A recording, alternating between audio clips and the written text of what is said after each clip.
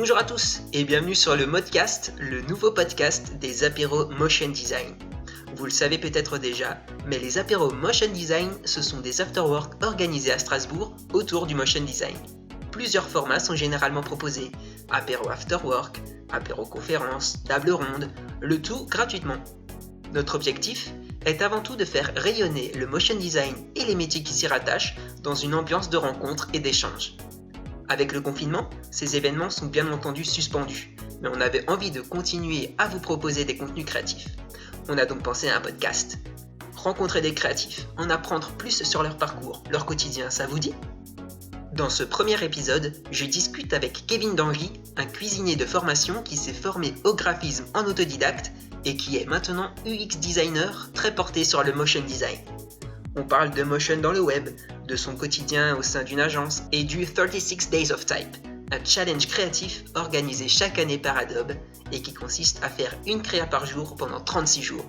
Sans plus attendre, je vous laisse suivre ma discussion avec Kevin. Bonne écoute!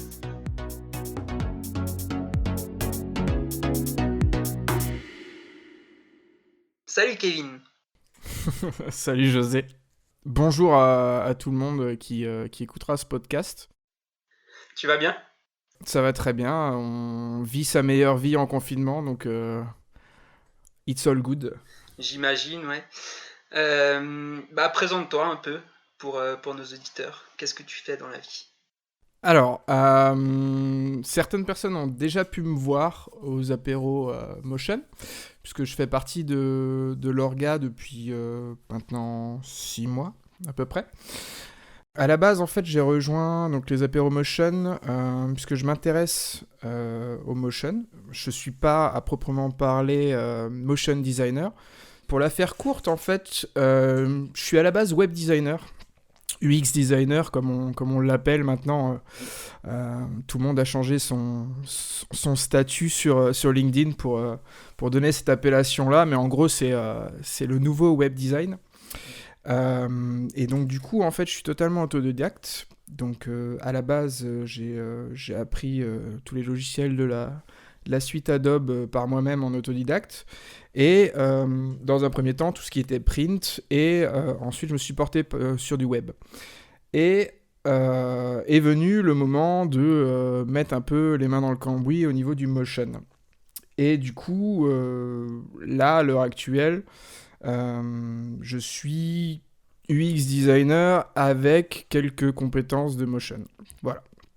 C'est ça qui m'a ramené vers l'assaut Apéro Motion. Ok, cool.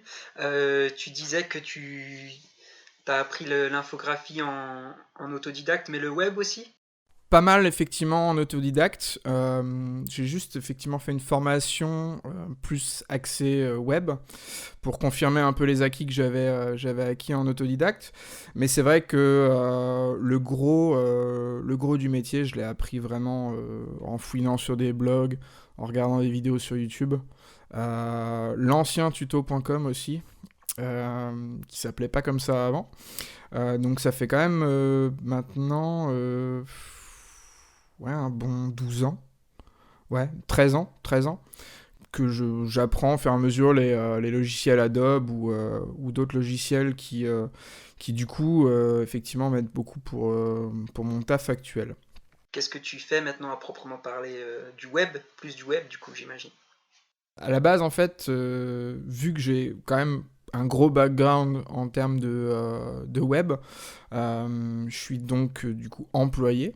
Donc employé dans une agence de com qui s'appelle anciennement ActWeb et maintenant AW Innovate, qui du coup est une agence qui du coup réalise des sites web, mais pas que, on fait du e-commerce et on a quand même une volonté en fait d'avoir en fait une prestation complète qui va du coup de l'audit de site. Donc tout ce qui est en fait analyse du site web ou du positionnement d'une entreprise sur son marché pour déceler des leviers et des freins qui pourraient du coup empêcher la bonne communication ou favoriser la bonne communication d'une entreprise sur Internet. Donc voilà. À la base, effectivement, mon agence fait plus du web. Ok. Et du coup, quelle part de motion t'arrives à intégrer dans ton travail dans l'agence? Alors, il faut savoir qu'à l'époque, en fait, dans l'agence anciennement ActWeb, on avait, enfin, il y avait, avant que j'y sois, parce que j'y suis pas non plus depuis des années et des années. Ça va faire, ça fait déjà quand même, je suis sur ma 5e année, elle arrive bientôt. On avait un pole motion avant, et du coup, on n'a plus de pole motion. Et moi, quand je suis arrivé, le facteur un petit peu décisif de mon arrivée chez ActWeb, c'est que ils avaient quand même une certaine appétence. Je sais que tu adores ce mot, José. Merci, merci. Une certaine appétence pour le motion, histoire justement de proposer une sorte de prestation complémentaire, étant donné qu'effectivement ils ont une stratégie qui est d'avoir quelque chose de global, que ce soit au niveau, comme j'ai dit, audit, référencement, réalisation pure d'un site, donc tout ce qui est créatif et après le développement. Et donc du coup, c'est ce qui a plu aux responsables de mon agence. Et donc du coup, le motion en fait est une partie, je vais pas dire anecdotique de mon travail, mais c'est plus une compétence complémentaire que un réel. Enfin, en gros, le motion représente à peu près 20% de mon travail. Ok, cool, c'est intéressant. Et du coup, ça va se jouer plus sur de l'interaction dans le web, j'imagine, plus sur des transitions entre pages ou ce genre de choses? Alors effectivement, je dégage trois axes en fait principaux de gestion en fait du motion au sein de mon agence. C'est tout ce qui est maquettage et chart motion pour les animations, les transitions et les micro-interactions qui du coup sont définis au préalable au moment de la création de tout ce qui est maquette de site pour du coup donner une intention, une idée aux développeurs pour que du coup après eux derrière puissent savoir comment réaliser en front interactif. Donc en front, c'est toutes les personnes qui s'occupent à ce que en fait, le site soit esthétiquement beau et convienne aux maquettes. Parce que les maquettes, souvent, les créatifs ont tendance à partir un petit peu dans tous les sens et les développeurs front sont censés réaliser le rêve du créatif en lui mettant des paillettes dans les yeux et en faisant en sorte que tout ce qu'il a imaginé soit réalisé. Donc moi, mon but, c'est effectivement de montrer un peu l'intention qu'on peut avoir sur ces interactions, ces transitions, ces animations sur des boutons, par exemple, ou sur certains éléments d'une page et d'un site. Donc ça, c'est un premier point. On a un deuxième point qui est plus de la production visuelle, donc tout ce qui est iconographie, des illustrations animées directement pour l'usage dans le web. Donc vraiment avec une technologie donc, de SVG animé. SVG, c'est du format vectoriel, mais pour le web, qui est du coup utilisé depuis plusieurs années. Et du coup, on utilise un outil pour rendre l'animation, par exemple d'After Effects, directement accessible sur le web. Et on a un troisième point, c'est tout ce qui est animation de prototype web ou appli. Pour la réalisation donc, d'appels à projets ou du moins en tout cas concrétiser un réel concept au niveau d'un site qu'on pourrait du coup présenter soit en avant-vente dans le cas donc d'appel à projet, de concours, soit au moment en fait au moment où on établit la charte et toute la démarche artistique, de montrer un petit peu ce qu'un portail web ou une interface d'application peut rendre une fois qu'elle est concrètement intégrée. Voilà, pour que du coup le client se rende plus compte par le visuel et par l'animation de ce que pourrait rendre son projet web. Ok, ça marche. Donc ces trois points différents, c'est sur l'ensemble 20% de tes tâches quotidienne, on va dire. Voilà, à peu près. C'est sûr que c'est, par exemple, la production de visuels, que ce soit picto ou illustration, enfin, c'est ce vers quoi je me penche le plus souvent. Et après, les deux autres points représentent beaucoup moins de temps au quotidien par rapport à la production de visuels, de picto, d'illustration. Ok, ça marche. Et ce pont qui se fait du coup entre toi et le développeur, cette phase de maquettage, est-ce elle facilite du coup le travail du développeur ou ça peut créer des fois des conflits entre comme tu disais, l'ambition créative et le défi technique que ça peut représenter par derrière? Bah, c'est sûr qu'on a toujours un minimum de friction entre les développeurs et les créatifs. Ça, je pense que toutes les personnes qui ont travaillé dans le web peuvent le comprendre. Et même toutes les personnes qui ont travaillé avec quelqu'un de créatif et qui a sa vision des choses, ça rentre forcément en conflit. Je parle pas d'un conflit non plus véhément, mais quelque chose un débat, du moins une discussion sur ce qui est possible de faire, parce que sur After Effects, on a la possibilité de faire quand même énormément de choses, puisque c'est l'outil principal avec lequel je réalise tout ce qui est du coup maquettage et chart motion. Et du coup, en dev, on a souvent des problématiques de performance. On a aussi tout simplement en fait la compétence des développeurs à pouvoir réaliser telle ou telle chose, parce qu'il y a plusieurs technologies en soi et plusieurs façons de faire les choses.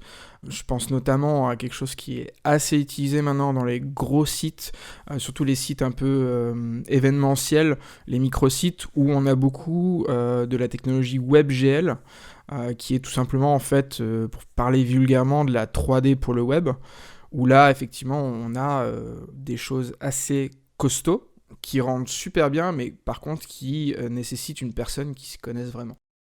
Ouais.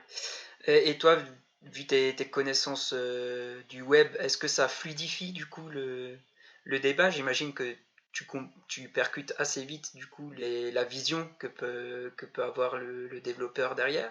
Et du coup, est-ce que tu penses même en amont de ton maquettage à la faisabilité derrière, ou ça se fait vraiment après discussion, justement?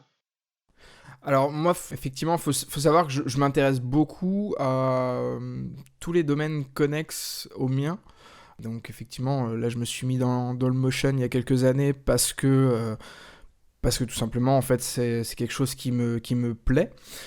Mais je fais beaucoup de veille technologique, je fais beaucoup de veille graphique, je fais beaucoup de bench aussi, de bench marketing pour regarder un peu ce que font les autres agences, ce que font certains autres domaines d'activité dans tout ce qui est motion ou web. Et du coup, de toutes ces informations prises, je sais ce qu'il est possible de faire et ce qui est potentiellement le plus à même de convenir aux compétences en fait des développeurs avec lesquels je travaille. Parce que là, actuellement, en fait, je travaille surtout avec un front-end, s'il passe par là, salut Thibaut, qui du coup travaille avec moi depuis maintenant, je crois, quasiment 4 ans. Et donc du coup, on se connaît, on échange beaucoup, on a eu plusieurs fois des petites joutes verbales sur la potentialité la faisabilité d'une animation ou d'un truc, et même au niveau des maquettages, hein, parce que des fois on a des maquettes de sites où tout est déconstruit exprès, et du coup, vu que le web c'est quand même un domaine qui est assez carré, il y a quand même des règles à respecter, on peut pas faire n'importe quoi, et du coup technologiquement et même en termes de standards, on est obligé de respecter certaines contraintes. Bah, du coup forcément le créatif se heurte à ce genre de choses, mais franchement avec les développeurs de mon agence, on a un débat constructif et on essaye de s'élever vers de meilleurs standards au fur et à mesure. Je pense notamment à un collaborateur qui nous a quittés il y a peu de temps, pas dû au Covid-19, hein, je précise, mais effectivement qui est parti en freelance, qui s'appelle Julien. Donc pareil, s'il passe par là, shout out. Et lui, par exemple, c'est un mec qui a fait pareil. Il est parti en autodidacte en se disant, bah voilà, le web, ça me plaît. Je vais commencer à dev des petits trucs dans mon coin. Et du coup, il est extrêmement réactif sur tout ce qui est interaction, toutes les petites animations, les trucs comme ça. Il arrive aussi par lui-même, avec les technologies qui sont disponibles pour le web, à faire des trucs assez ouf. Je verrai avec lui s'il est chaud pour que je mette un lien vers son lab, histoire qu'on voit effectivement un petit peu, que vous ayez un peu une meilleure visibilité de ce que lui peut produire. Et en général, il produit ça juste pour le fun, donc c'est vraiment c'est une crème ce gars. Mais voilà, je me suis peut-être un peu perdu dans mon raisonnement, mais voilà pour l'essentiel de ce point-là. Ok, nickel. Concernant justement du coup la production de visuels, tu me disais que c'est des visuels que toi tu animes et qui seront ensuite intégrés tels quels dans le site internet. Tu me parlais de Bonnie Movin en off, c'est bien ça? Oui, effectivement, j'ai mis les mains dans le cambouis de body moving, histoire de comprendre un peu ce qui est faisable et ce qui ne l'est pas. Je vous joindrai du coup une petite note sur l'utilisation de body moving, qui n'est plus vraiment body moving, puisque maintenant ça s'appelle Lottie. C'est en fait un script qui permet en fait de faire la jonction entre After Effects et du coup un export SVG animé via un fichier JSON. Alors le JSON, c'est tout simplement en fait du JavaScript mais encodé pour englober en fait du SVG, donc des formes vectorielles au sein de ce fichier, afin justement d'être digeste pour le web. Ok, donc c'est genre juste un bouton à cliquer sur ta comp dans After Effects, quoi. Et ça va t'exporter ce fichier avec cette extension, c'est ça? Ouais, alors c'est un peu plus compliqué que ça. C'est pas si simple que ça, parce qu'il y a beaucoup de choses qui à l'heure actuelle ne sont pas supportées par ce plugin-là. Je sais il y a quelques scripts comme Rubber Hose, comme Duik qui posent problème. Donc il y a encore des problématiques de compatibilité. Il y a certaines choses, par exemple des masques qui des fois, s'ils sont pas bien créés pour ce format final, se retrouvent à être apparents. Et plein de petits détails techniques comme ça qu'il faut s'assurer justement que ce soit vraiment compatible avec la sortie Body Moving, parce que ce qu'on fait sur After Effects, on fait son animation, ça a l'air propre, mais derrière en fait l'export avec du coup Body Moving ou Lottie, on se rend compte que la façon de travailler et les techniques sont pas forcément les plus propres possibles par rapport à cet usage-là. Donc moi, ça, c'est des visuels, effectivement, que je travaille pour que, du coup, ce fichier JSON, ce fichier donc encodé, il soit remis aux développeurs qui, eux, vont réaliser toute la partie intégration, donc pour que tout simplement en fait ce fichier fonctionne. Parce que dans l'état, si on prend juste le JSON et qu'on le glisse dans son Google Chrome ou son Firefox, il se passe rien. Il se passe rien parce que derrière il faut quand même des lignes de code pour pouvoir arriver à décrypter le fichier et arriver à le transcrire visuellement pour que du coup il s'affiche correctement sur le site. Donc là après je passe le relais aux développeurs qui se font un plaisir d'intégrer des dizaines et des dizaines de visuels animés sur le site en question. Et quelle est la plus-value de Body Moving sur est-ce que c'est plus léger à interpréter pour le web ou est-ce que c'est enfin quel est l'avantage d'utiliser ça par rapport à enfin moi instinctivement j'aurais exporté une séquence d'images, tu vois, par exemple. Parce que je sais qu'après en intégration, dans le processus, on peut interpréter une séquence d'images comme une suite et du coup Mhm. un fichier animé, quoi. Mais j'imagine que du coup ça a plus d'avantages d'utiliser ce processus-là. Alors oui, alors déjà, il y a la question de la qualité, puisque on est sur un format en fait qui nous permet d'être responsive. Donc responsive, c'est tout simplement s'adapter à toutes les tailles d'écran. Donc si par exemple ton animation, tu l'as faite en 100 sur 100 et que tu veux par exemple rendre accessible ce fichier image sur une télé 4K, une télé qui fait plus de 3000 pixels de large, et bah tu n'auras aucune perte de qualité en fonction du device que tu vas utiliser, puisque c'est du format du fichier vectoriel. Donc toute personne qui s'est mise sur un logiciel de dessin ou du moins de traçage vectoriel comme par exemple Illustrator, aura constaté que du coup il n'y a pas de, j'ai le mot en anglais rasterize, mais en gros il n'y a pas de pixelisation. Donc c'est un format qui est privilégié pour du coup le côté responsive, l'adaptabilité en fonction des devices. Ça c'est le premier point. Et le deuxième point, c'est surtout que c'est extrêmement plus léger qu'une séquence PNG par exemple, parce qu'on utilisait ça fut un temps dans mon agence au tout début, et aussi beaucoup plus qualitatif et du coup moins lourd qu'un GIF par exemple. Il y a des animations en GIF qu'on utilise, mais ça on utilise ça pour des tout petits éléments, et quand on n'a pas forcément envie d'installer la librairie BodyMovin pour juste une petite animation. Ok, donc ça pousse vraiment les possibilités à l'infini, quoi, au niveau de... Enfin, sur l'interaction dans le web, du coup, tu peux presque faire n'importe quoi. Tout à fait, ouais.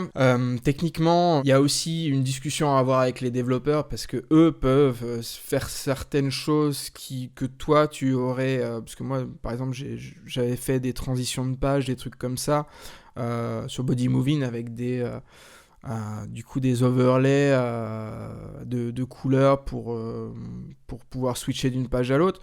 J'ai un dev qui a réussi à me faire le même résultat avec euh, quelque chose d'encore plus léger, donc purement du code, avec pas de bibliothèque derrière, donc du coup il n'y a pas de bibliothèque à charger au moment du chargement de la page, donc ça c'est un bénéfice.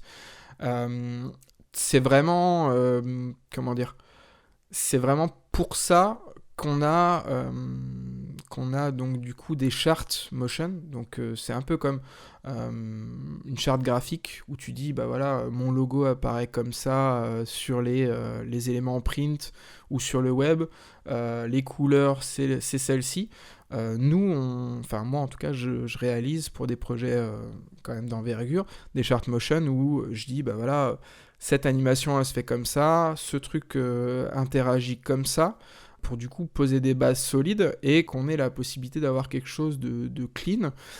Et après, on décide, une fois que j'ai commencé à poser les bases de la charte, on voit avec les équipes de dev ce qui va être réalisé par leurs soins et ce qui peut être réalisé par moi pour avoir un produit final qui sort d'After Effects. Mais effectivement, c'est une discussion à avoir avec les développeurs, histoire de juger la technique la plus performante, la moins chronophage et la plus satisfaisante aussi pour le client. Ouais, ok, ça marche. Je te propose d'enchaîner sur tout ce qui est animation de prototypes web ou appli.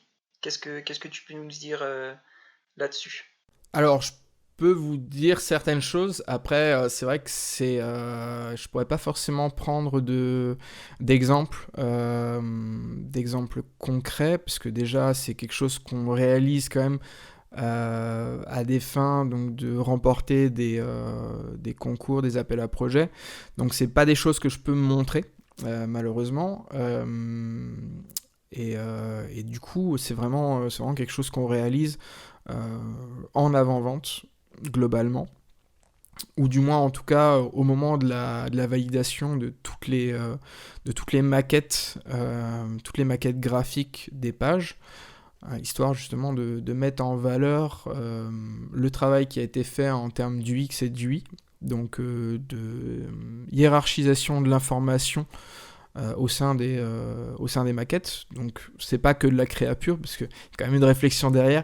Comment amener tel et tel élément dans une page pour que ce soit le plus digeste possible, pour que, par exemple, on ait beaucoup de leads, donc c'est-à-dire de la génération de contacts, donc que les personnes cliquent plus facilement sur un formulaire de contact, accèdent à l'information plus rapidement, qu'on ait une concrétisation, une mise en panier de produits, par exemple sur du site e-commerce, et validation de panier, donc de l'achat, parce qu'on a, par exemple, dans le e-commerce, beaucoup d'abandon de panier. Ça, c'est vraiment quelque chose qui peut être évité avec une bonne hiérarchisation, une bonne structure, une bonne UX et UI, pour que du coup tout se passe bien en termes de hiérarchisation et de compréhension.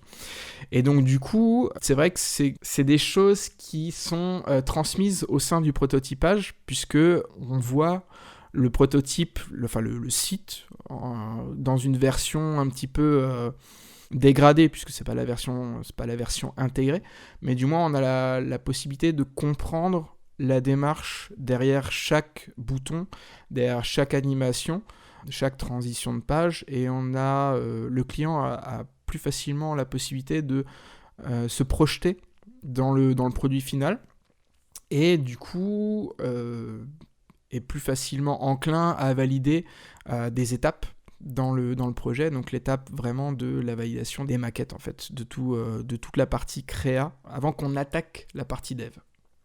Ok. Et sur ces appels à projets, j'imagine que du coup vous avez moins de temps, vu que vous n'êtes pas sûr d'être rémunéré pour ce travail-là, si votre proposition n'est pas retenue. Du coup, comment vous gérez ce temps sur le prototype?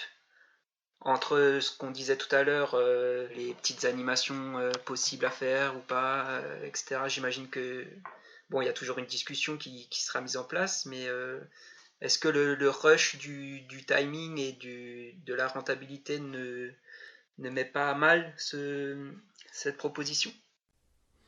Oui, alors, il y a de toute façon, à un moment donné, une discussion entre notre boss et tout le comité de direction, justement, pour juger bon de la rentabilité au long terme du projet.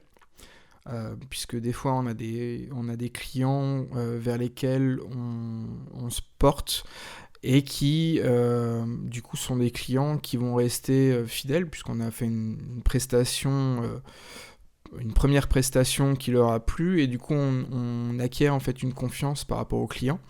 Il y a des appels à projets où c'est des budgets qui sont assez conséquents, et donc du coup on investit un temps donné pour l'animation de ces prototypes, comme on pourrait prévoir un temps d'audit pour du coup comprendre un petit peu les problématiques du client et les problématiques du projet du client, afin de comprendre exactement ce qu'il lui faut, la meilleure façon d'y répondre, et du coup d'être le plus pertinent. Et forcément, derrière, plus on est pertinent et mieux on a répondu à la demande, plus on a la possibilité de gagner l'appel à projet et derrière avoir une rentabilité du travail qui a été fourni au préalable. Donc ça, c'est vraiment quelque chose qui est arbitré au niveau du comité de direction, afin de savoir si on prend le temps de faire ce type de prototypage vidéo ou pas. Voilà. Je sais qu'il y a beaucoup de gens qui, donc des web designers, qui n'ont pas forcément les compétences sur After Effects, ou du moins qui veulent un résultat peut-être plus simple et plus rapide, et qui utilisent des applications d'animation de maquettes. On a par exemple InVision qui permet de faire tout ce qui est animation, donc de maquettes sur donc des logiciels tierces. On a Figma aussi. On a plusieurs applications qui permettent d'appliquer par exemple des transitions, des états de survol, des boutons, des états au clic, et qui permettent de connecter des maquettes entre elles. Après, l'utilisation de ce genre d'application, c'est que on a globalement en fait une bibliothèque d'animation, une bibliothèque d'effets, et on ne peut pas forcément sortir du cadre si on a un besoin particulier. Voilà. Et c'est là que rentre en jeu After Effects et l'utilisation d'une solution qui est plus custom que des logiciels avec des effets prédéfinis en fait. Ok, toi par défaut tu passes toujours par After du coup, malgré les autres outils dont tu pourrais disposer? Tout dépend en fait de l'envergure du projet. J'ai déjà fait du maquettage sur l'ancien, je crois que ça a été racheté par InVision. C'était Principal. À l'époque, j'ai fait quand même du maquettage sur ce logiciel-là, avant de me porter sur des solutions un petit peu plus custom et qui permettent de laisser parler la créativité de mon directeur artistique, qui des fois part dans des petits délires. Donc du coup, il faut arriver à reproduire ce genre de choses, et on n'a pas forcément toujours la possibilité de le faire avec ces logiciels-là. Ça dépend vraiment du besoin, mais j'ai déjà testé les deux méthodes. Ok. Mais au niveau de l'animation pure du prototype web ou appli, est-ce que tu as du coup des mœurs à respecter selon que ce soit une appli ou un site? Parce que il y avait il y a quelques années du coup le material design de Google. Est-ce qu'il y a comme ça des codes qu'il faut respecter dans les deux cas? Effectivement, il y a certains critères à respecter pour une appli. Il y a des transitions, des interactions qui vont être plus simples, enfin en tout cas plus poussées et plus intéressantes à faire sur des applis que des sites responsive. Parce que souvent en fait enfin ça dépend des applications, hein, mais tu as souvent en fait une version mobile et une version tablette des applications, pour du coup ça soit vraiment axé sur en fait une utilisation exclusive sur un type de support, alors qu'un site internet doit être accessible sur tout support. Donc tu auras en fonction des performances d'affichage, en fonction de la taille d'affichage, tu auras des fois des sites qui seront en mode dégradé sur mobile, c'est-à-dire qu'en fait on occulte certaines animations, la visibilité de certaines informations, ou du moins on essaye des fois d'adapter des fonctionnalités qui ne seront pas optimales sur mobile. Je pense notamment, par exemple, sur ton site desktop, donc sur ordinateur, tu as ces magnifiques tableaux avec des données techniques où en fait tu as 4 colonnes les unes à côté des autres avec plein d'informations sur ton produit technique, et du coup tu es très content parce que tu as tout en visu assez rapidement. Sur mobile ça va être compliqué, et du coup tu vas avoir un tableau qui ne sera pas visible, mais tu auras plutôt par exemple des tiroirs. Donc du coup, tu devras cliquer sur des tiroirs pour afficher des informations.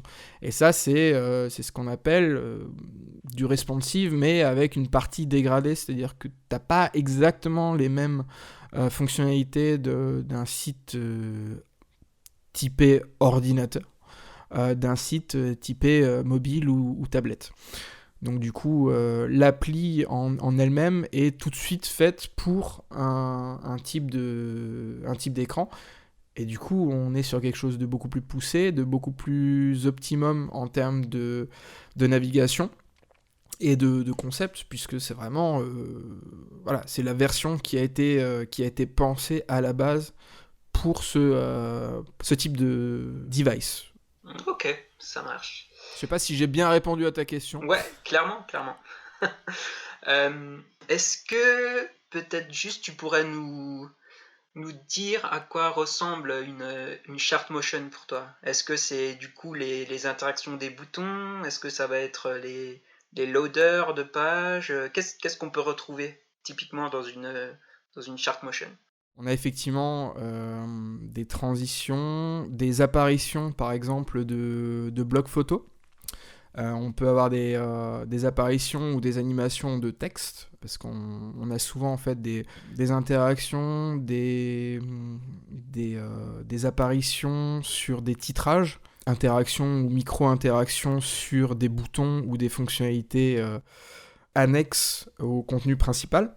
Prenons par exemple le bouton like, le bouton cœur sur des réseaux ou sur des plateformes e-commerce. Il y a ce côté un petit peu, pas émerveillement, mais satisfaction d'avoir une animation sur une micro-interaction. Quand on clique sur un bouton, quand on clique sur un ajout au panier, ce genre de choses. Ça, c'est des choses qui sont pensées en amont pour que, du coup, on décèle l'accessoire du vraiment utile. Et en fonction du budget du client, jusqu'à quel niveau on va pousser la charte et vers quoi on va se porter. Et c'est vrai que c'est vraiment tous ces éléments-là qui vont être pris en compte pour établir la charte motion et avoir quelque chose de le plus complet possible pour du coup anticiper les demandes des devs et qu'ils puissent automatiquement choisir les meilleures technologies en avant-projet avant de démarrer la phase de développement. Voilà. On vous mettra d'ailleurs le lien de la charte motion de Google concernant le material design pour voir un petit peu à quel point on peut pousser la chose au niveau de la charte. Ok, cool. Merci beaucoup. Bah de rien. J'espère que ça aura été assez clair pour les gens qui auront écouté le podcast et que ça leur aura en tout cas permis de se rendre compte que le motion c'est pas forcément que axé sur la vidéo, mais que ça peut aussi avoir une portée tout autre et que par exemple s'il y a des motion designers qui sont dans des agences pluridisciplinaires, donc des agences qui gèrent du web, qui gèrent de la vidéo, ça peut être pas mal pour eux de proposer ce genre de compétences, ou du moins en tout cas par exemple la chart motion c'est très intéressant pour des équipes web, et sinon la production de visuels en SVG animé via la librairie Lottie. Je vous mettrai un petit lien sur le podcast pour que vous puissiez aller checker un petit peu plusieurs réalisations qui ont été faites avec cette librairie, histoire de voir un petit peu l'étendue des choses qu'on peut faire. Mais ça peut être en soi une corde à votre arc en tant que motion designer pour arriver à vous vendre sur des prestats complémentaires, ou par exemple si vous êtes employé dans une agence web, proposer tout simplement ça pour que du coup le projet soit enrichi de votre expérience en termes de motion. Yes, excellent. Est-ce que tu aurais une créa ou qui t'a inspiré, ou un artiste qui t'inspire en ce moment? Je sais que tu es en plein dans le 36 Days of Type, comme le diraient nos amis anglophones. Comment ça se passe pour toi? Je dors peu. C'est compliqué ce challenge parce que c'est la première fois que je le fais, et c'est vrai que ça, comme son nom l'indique, c'est très challengeant. Mais en tout cas, c'est assez compliqué d'arriver à produire des éléments dans le temps. Mais après, c'est toujours intéressant d'arriver à se pousser au bout et essayer de tirer le meilleur de ce qu'on est au jour le jour. Il y a des jours où j'avais pas du tout d'inspiration et où c'était très compliqué. Mais c'est là qu'on voit aussi les ressources inexploitées du cerveau, et des fois effectivement ça vient à 23h et puis on charbonne pour arriver à sortir le truc à temps. Mais c'est très intéressant ce challenge, j'aime beaucoup. Comme dit, si vous voulez voir un petit peu, je postais pas mal de nourriture, maintenant je poste quand même des créations. C'est plus du motion ou de l'illustration, mais vous pouvez me suivre sur Instagram, c'est Foodalibre, F2ODALIBRE. Voilà, si jamais vous avez envie de passer faire un coucou, ça me fera plaisir. Et sinon, si vous voulez découvrir ou peut-être redécouvrir l'agence dans laquelle je travaille, je fais un peu de pub pour la maison. C'est du coup awinnovate.com. Voilà, si vous voulez regarder un petit peu, notre site, il est tout neuf, il a 2 mois et on a bien bossé avec les équipes de dev pour avoir un site clean et sympa. Nickel. Et du coup, est-ce que toi, il y a un mec qui fait ce challenge que tu suis attentivement pendant le confinement, justement? Est-ce que Oula. il y en a un qui sort du lot pour toi? Il y en a plusieurs. Il y a notamment un mec que je suis beaucoup et j'attends avec impatience chaque jour. Alors, je vais te retrouver ça parce que j'ai pas le nom de tous les protagonistes parce qu'ils sont plusieurs à faire ce challenge ensemble. Parce que si tu veux, en fait, c'est un beatmaker, donc le DJ un des DJ de C2C et plus récemment d'Hocus Pocus qui s'est lancé le challenge de faire un son par jour. Donc de produire un son qui serait du coup animé avec le concours en fait de créatifs, et on a donc tous les jours en fait une découverte avec l'animation qui est faite souvent par le NOP collectif. Donc le DJ en question, c'est sur Instagram, c'est Monsieur donc MR Vincil, donc comme Sylvain en verlan. Et donc du coup le collectif NOP intervient sur quasiment toutes les animations, avec le concours à chaque fois de certaines personnes sur des choses un peu particulières, par exemple de la 3D, ce genre de choses. Sinon, plus globalement, le studio qui me plaît beaucoup et qui me fait toujours un petit peu rêver, c'est du coup Buck Design, BUCK-design, et qui du coup a des créas assez variées et qui m'inspirent beaucoup. C'est vraiment des choses intéressantes. Je suis énormément de gens sur Instagram, à tel point que je loupe plein d'informations, tellement mon feed est long et sans fin. Mais ouais, je pourrais pas faire une liste, même pas une liste de 5 personnes, tellement je suis de gens sur Instagram, et tellement ils sont tous plus compétents les uns que les autres. C'est vraiment une source d'inspiration au quotidien, c'est super.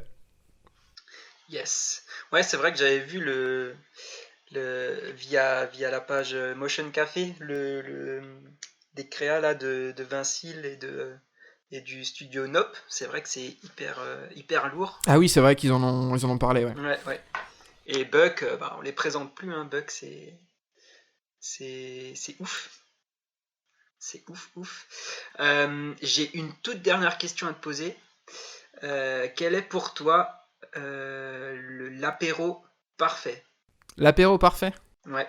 L'apéro parfait, je sais pas, mais l'apéro que j'ai hâte de faire, c'est un apéro motion avec un conférencier de qualité, avec les poteaux de l'assaut et on va pas se le cacher, hein, de la bonne binouse, quoi. Yes, clairement. Toi, tu nous as dit tes réseaux, donc c'est Fouda Libre, hein, sur Instagram. Ouais, tout à fait, tout attaché. Tout attaché, ça marche. Donc si vous voulez aller checker son taf, c'est ouf. J'aime particulièrement là les petits animaux que tu es en train de faire pour les chiffres. Ça tue. Ouais, je suis inspiré en ce moment sur la faune animalière. Ouais, c'est cool. Franchement, c'est cool. Beau taf. Ça fait plaisir. Je te remercie. Merci encore, Kevin. Mais de rien, José. C'était un réel plaisir de parler avec toi. Bah écoute, plaisir partagé. Salut tout le monde. Salut José. À très bientôt.